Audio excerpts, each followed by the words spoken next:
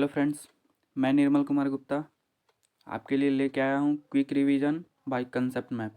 ये concept map सिर्फ 1 page का है, जिससे आपका क्विक रिवीजन हो जाएगा जल्दी से।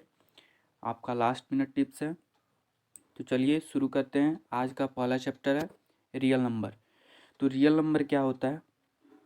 कोई भी नंबर, दुनिया का कोई भी नंबर आप ले लीजिए जो नंबर लाइन पे रिप्रेजेंट किए जा सकते हैं, वो कैसा होगा? रियल नंबर होगा। ठीक है। अब रियल नंबर का यहाँ पे दो टाइप्स होंगे, एक रेशनल नंबर और दूसरा इरेशनल नंबर। ये दो नंबर होते हैं रियल नंबर का, टू टाइप्स। तो चलिए सबसे पहले रेशनल नंबर देखते हैं। इसे जूम कर लेते हैं, पहले थोड़ा जूम कर लेंगे तो दिखेगा। देखिए, रेशनल नंबर जो होता है आपका वो पी बाई क्यू के फॉर्म में उसे रिप्रेजेंट किए जा सकते हैं। Rational number P by Q के फॉर्म में रिप्रेजेंट किए जा सकते हैं। पी और क्यू क्या होगा? इंटीजर्स होंगे और क्यू का वैल्यू ज़ीरो नहीं होगा। क्यू का वैल्यू ज़ीरो नहीं होगा। देखिए, क्यू का वैल्यू ज़ीरो क्यों नहीं होगा? अगर यहाँ पे डिनोमिनेटर में मैं क्यू का वैल्यू ज़ीरो रखूँ तो एक्स कैसा हो जाएगा? Not defined. जब नॉट डिफाइंड हो तो ये नंबर कहाँ रहा? वो तो डिफाइंड ही नहीं है, तो फिर नंबर कहाँ रहा? यानी क्यू का वैल्यू यहाँ पे ज़ीरो नहीं होना चाहिए। ठीक है। दूसरा, इसका डेसिमल रिप्रेजेंटेशन अगर देखें हम, तो वो या तो टर्मिनेटिंग होगा या नॉन टर्मिनेटिंग रिकरिंग होगा। कोई एक होना चाहिए, या तो टर्मिनेटिंग हो जाएगा, ख़त्म हो जाएगा, या नॉन टर्मिनेटिंग रिकरिंग होगा। ये क्या होता है टर्मिनेटिंग, नॉन टर्मिनेटिंग? ये रेशनल के टाइप्स में मैं बताऊंगा। ठीक है। आगे चलते हैं, इरेशनल देखते हैं। इरेशनल देखिए, इरेशनल क्या होता है? कोई भी नंबर जो आपका रेशनल नहीं है, बात खत्म। जो रेशनल नहीं है वो इरेशनल होगा। सिंपल सी बात है। यानी पी वाई क्यू के फॉर्म में उसे रिप्रेजेंट नहीं किए जा सकते हैं, वो आपका इरेशनल नंबर है। अब इसमें भी डेसिमल रिप्रेजेंटेशन जो होगा आपका non terminating non recurring number होगा। कैसा होगा? Non terminating non recurring number होगा। अब यहाँ पे इरेशनल नंबर के कुछ एग्जाम्पल देखिएगा। तो आपका ये हो गया, √2 हो जाएगा, √3 हो जाएगा, √5 हो जाएगा, पाई हो जाएगा। देखिए, एक बात ध्यान रखिएगा कि पाई जो है आपका इरेशनल नंबर है, लेकिन पाई का वैल्यू आप कितना लेते हैं? 22/7। वो एक्चुअल नहीं होता है 22/7। 22/7 मैं इसलिए लेता हूँ कि मेरा कैलकुलेशन ईजी हो जाए। ठीक है। तो पाई जो है आपका इरेशनल है और 22/7 आपका रेशनल नंबर है, ये ध्यान में रखिएगा। ठीक है। चलिए अब देखते हैं रेशनल के टाइप्स। ये था आपका रेशनल नंबर, और रेशनल नंबर के टाइप्स में पहला देखेंगे टर्मिनेटिंग नंबर क्या होता है। ठीक है। तो देखिए, टर्मिनेटिंग नंबर ये वाला, देखिए आपका रेशनल नंबर था, यानी पी बाई क्यू के फॉर्म में आप रिप्रेजेंट किए हैं उसे, और क्यू का वैल्यू ज़ीरो नहीं है। अगर क्यू का वैल्यू ज़ीरो नहीं है तो क्यू जो है आपका किस फॉर्म में होना चाहिए? तो वो 2 to the power m, यानी 2 का पावर m इंटू 5 का पावर n के फॉर्म में होगा। तो वो आपका कैसा होगा? टर्मिनेटिंग नंबर होगा। और एम एन यहाँ पे क्या है? एम और एन का वैल्यू कैसा होना चाहिए? नॉन निगेटिव इंटीजर होना चाहिए। नॉन निगेटिव इंटीजर का मतलब जीरो से स्टार्ट होगा, यानी निगेटिव नहीं होना चाहिए। तो 0, 1, 2, 3, 4 जो भी हो, ये एम और एन का वैल्यू होना चाहिए। तो ऐसा नंबर कैसे क्या होंगे? टर्मिनेटिंग डेसिमल कहलाएंगे। देखिए, एक एग्जाम्पल भी है यहाँ पे, एग्जाम्पल देख लीजिए। 3/2 to the power 2 into 5 to the power 1 equals to, terminate हो गया यानी ख़त्म हो गया ना कुछ समय के बाद, यानी 0.15 के बाद ये ख़त्म हो गया, टर्मिनेट कर गया। तो ये टर्मिनेटिंग हो गया। दूसरा देखते हैं नॉन टर्मिनेटिंग, जो टर्मिनेट ना हो। तो टर्मिनेट ना हो यानी टर्मिनेटिंग में क्या था? 2 का पावर m इंटू 5 का पावर n था। तो यहाँ पे उस फॉर्म में नहीं होना चाहिए क्यू। तो क्यू जो होगा आपका यहाँ पे उस फॉर्म में नहीं होगा। तो उस फॉर्म में नहीं होगा, जैसे देखिए यहाँ पे एग्जाम्पल ही देख लीजिए एक, 10/3।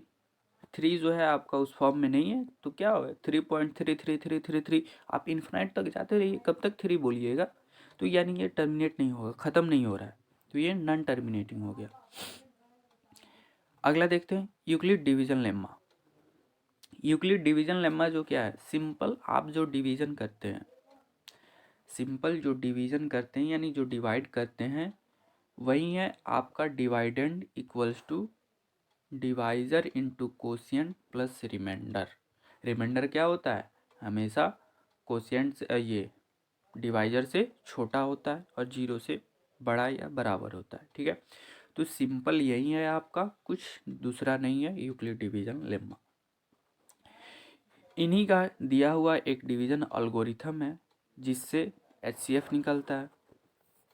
तो ये क्या होता है, देखिए ए और बी पॉजिटिव नंबर से, ए और बी दो पॉजिटिव नंबर है, तो यहाँ पे क्या होगा, यूक्लिड डिवीजन लेम्मा क्या होगा, A equals to B Q plus R, यानी बी यहाँ पे क्या है आपका डिवाइजर है, ए डिवाइडेंड है, क्यू कोशिएंट और आर रिमाइंडर है। ठीक है, उसके बाद ए और B is common divisor of B and R, सही बात है, एंड वाइस वर्सा ये है।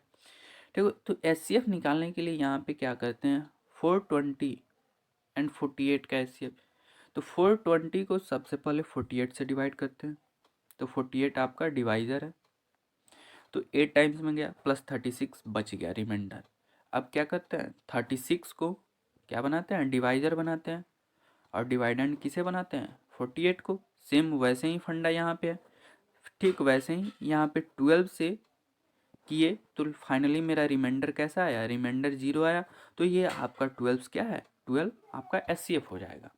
सिंपल यही है, ज़्यादा कुछ नहीं है इसमें। उसके बाद fundamental theorem of arithmetic, arithmetic का फंडामेंटल थ्योरम क्या है,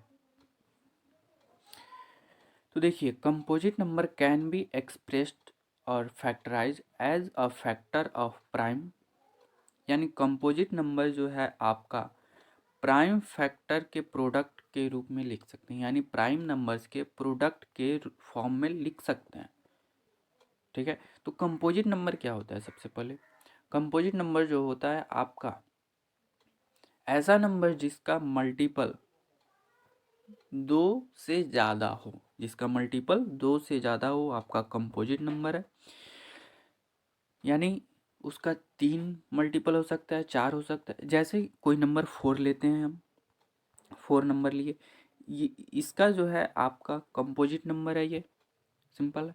कैसे, तो इसका फैक्टर जो होगा आपका एक 1 होगा, दूसरा 2 होगा और तीसरा क्या होगा, एक 1, दूसरा 2 और तीसरा 4, यानी यहाँ पे क्या है 4 फैक्टर आ रहे हैं इसके, तो ये कैसा नंबर है, कंपोजिट नंबर, ये 4 जो है आपका कंपोजिट नंबर है। ठीक है, तो ये जो कंपोजिट नंबर हैं वो प्राइम फैक्टर के फॉर्म में लिखा जा सकता है, प्रोडक्ट के प्राइम फैक्टर के प्रोडक्ट के फॉर्म में लिखा जा सकता है, यही है फंडामेंटल थ्योरम। जैसे देखिए 48 को लिखे तो क्या लिखे, 2 इंटू 2 इंटू 2 इंटू 2 इंटू 3, यानी अगर इसको प्रोडक्ट कीजिएगा तो आपका 48 आएगा। वैसे ही 420 का भी ये प्रोडक्ट कीजिएगा तो आएगा। अब आगे हम तो पढ़ लिए फंडामेंटल थ्योरम, लेकिन उसका एप्लीकेशन भी तो कुछ होगा, बिना एप्लीकेशन का हम कुछ पढ़ेंगे क्यों। तो इसका एप्लीकेशन जो होता है आपका एचसीएफ और एलसीएम निकालने में होता है। तो एचसीएफ निकालने में क्या होता है, वैसे ही प्राइम फैक्टर के फॉर्म में लिख दें, और जो दोनों नंबर में कॉमन होगा ना, ये दोनों नंबर में जो प्राइम फैक्टर कॉमन होगा उसे आप अलग मल्टीप्लाई कर देंगे, वो ही आपका एचसीएफ होगा। ठीक है, नहीं समझ में आया, चलिए देखते हैं। ये जो है इसका प्राइम फैक्टर 2 2 2 2 3 ये है, और इसका 2 2 3 3 5, इसमें कॉमन क्या है, एक 2 है, फिर दूसरा 2 भी कॉमन है, फिर एक 3 कॉमन है। देखिए ध्यान से देखिएगा तो दिखेगा, तो वो कॉमन वाले को क्या किए, यहाँ पे मल्टीप्लाई कर दिए, यहीं आपका एचसीएफ हो गया। ठीक है, आगे देखते हैं एलसीएम। एलसीएम है, इसमें भी वैसे ही करेंगे, लेकिन यहाँ पे कॉमन नहीं लेंगे, यहाँ पे कॉमन जो होगा उसको सिंगल टाइम्स लिखेंगे, कॉमन जो होगा उसको सिंगल टाइम्स लिखेंगे, और जो नॉन कॉमन होगा, जो कॉमन नहीं होगा, उसको वैसे ही मल्टीप्लाई कर देंगे। जैसे यहाँ पे कॉमन क्या है, कुछ भी कॉमन, सॉरी ये 2 कॉमन है, 2 2 कॉमन है, ठीक है, और एक 3 कॉमन है, 2 2 और एक 3 कॉमन है, तो देखिए यहाँ पे 2 2 लिखे होंगे 2 2 और एक 3 कॉमन है, ठीक है।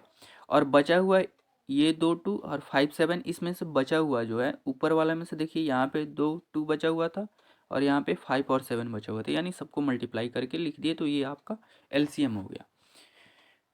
तो ये एलसीएम और एचसीएफ निकालने के लिए काम आता है। दूसरा बात ये ध्यान में रखिएगा, किसी भी दो नंबर का उसका एचसीएफ और उसी नंबर का एलसीएम, उसी नंबर का एचसीएफ और उसी नंबर का एलसीएम का प्रोडक्ट अगर करेंगे तो आपका आता है वही दो नंबर का प्रोडक्ट जिसका आप एचसीएफ और एलसीएम निकाले हैं।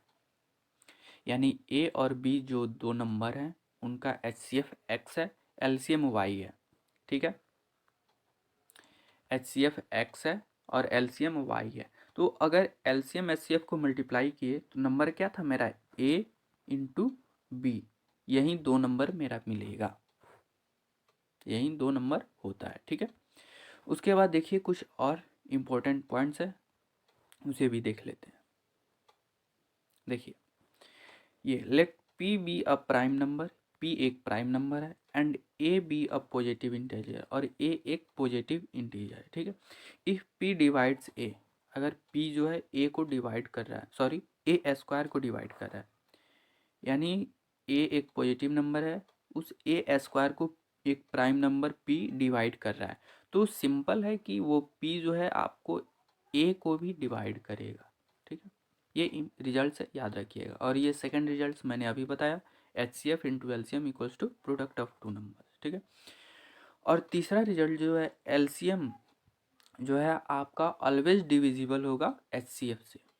एल सी एम आपका बड़ा होता है, एच सी एफ छोटा होता है, यानी L C M upon H C F ये हमेशा डिविजिबल होगा। एल सी एम जो होगा एच सी एफ से हमेशा डिविजिबल होगा, ठीक है। चलिए एक एग्जाम्पल देखते हैं इस पे। ये रहा आपका एग्जाम्पल, क्या है question, check whether 6 to the power n can end with the digit 0 for any natural number n, यानी n का कोई भी नेचुरल नंबर यहाँ पे रखते हैं n के जगह पे, तो ये जो नंबर होगा वो लास्ट डिजिट 0 होगा उसका, यानी इंड करेगा 0 से। तो इसका सॉल्यूशन देखें, तो अगर कोई पॉजिटिव नंबर 0 से इंड होता है तो वो क्या होगा, 5 से डिविजिबल होगा। 5 का डिविजिबिलिटी रूल ही है कि कोई भी नंबर इंड विथ 5 और 0 तो वो 5 से डिविजिबल होगा, यानी 5 से डिविजिबल होगा वो नंबर अगर 0 से इंड होता है तो चलिए 6 टू द पावर n का फैक्टर करते हैं, तो 2 इंटू 3 होल पावर n लिख सकते हैं 6 टू द पावर n को। तो n अब पावर अलग अलग करते हैं, तो 2 to the power n into 3 का पावर n, ये हो गया। अब देखिए यहाँ पे क्या आया, 5 कहीं आया, 5 फैक्टर में आ ही नहीं रहा है, यानी प्राइम फैक्टर जो होगा 6 टू द पावर n का वो 2 और 3 ही होगा, दूसरा कुछ नहीं होगा, यानी 5 उसमें आ ही नहीं रहा है प्राइम फैक्टर में, तो 5 आपका यानी लास्ट डिजिट 0 नहीं होगा, यानी 6 का पावर n है, इसका लास्ट डिजिट 0 नहीं होगा।